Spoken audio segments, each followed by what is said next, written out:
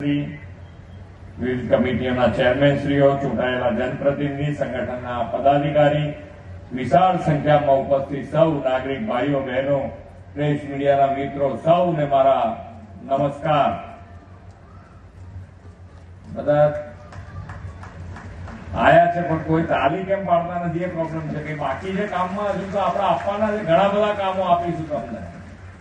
આ વખતે પાણીની ચિંતા તમને ના થાય એના માટેનું પણ મેં કીધું છે, ધ્યાન રાખીને તમારા બીજું આયોજન કરી નાખે.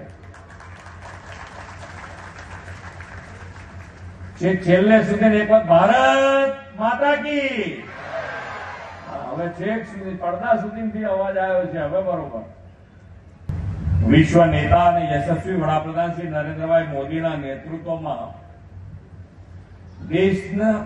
દેશમાં જે સર્વગ્રાહી વિકાસ થયો તેમાં નાનામાં નાના માણસને કેન્દ્ર સ્થાને રાખ્યો છે.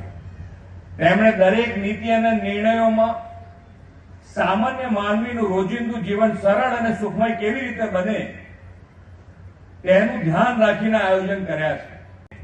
રાજકોટ મહાનગરપાલિકાના 58 કરોડથી વધુના 4 કામોનું લોકાર્પણ અને 232 કરોડથી વધુના 35 કામોનું ખાતમુહૂર્ત થયું છે.